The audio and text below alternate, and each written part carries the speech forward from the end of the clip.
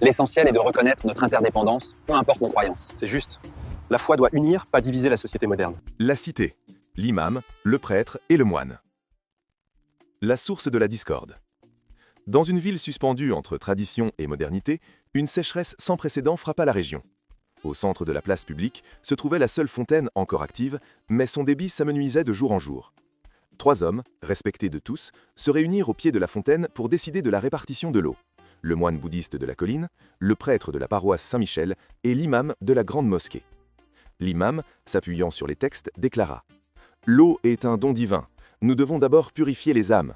Donnons l'eau à ceux qui respectent les rituels et la loi, car une société sans cadre moral s'effondre avant même de mourir de soif. » Le prêtre, secouant la tête, répondit « La charité ne pose pas de conditions. Nous devons donner l'eau aux plus faibles, aux pécheurs comme aux justes.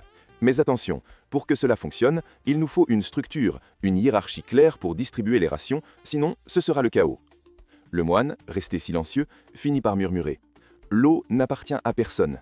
Le désir de la posséder ou de la réguler est la source de notre souffrance. Si chacun médite sur ses besoins réels, la source suffira. C'est l'ego des hommes qui assèche la fontaine. » Alors qu'il débattait, le gouverneur de la ville arriva avec ses gardes. Il écouta un instant et rit. « Messieurs, vos prières et vos méditations sont nobles, mais le peuple gronde. Si je ne construis pas un mur autour de cette fontaine pour en vendre l'accès, les plus forts tueront les plus faibles d'ici demain. La politique, c'est l'art de gérer l'inévitable brutalité humaine. » Il fit installer une grille et fixa un prix.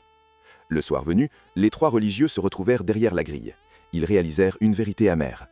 L'imam avait raison sur la nécessité d'une éthique, mais la règle seule était devenue une barrière. Le prêtre avait raison sur l'organisation, mais la structure était devenue une prison.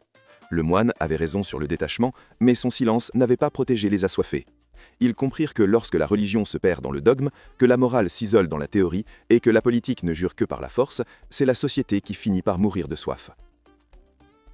Ce qu'il faut retenir, la véritable source n'est pas dans le puits, mais dans la capacité de ces 3 piliers à s'unir, une politique guidée par le détachement, le moine, une règle juste, l'imam, et une compassion organisée, le prêtre.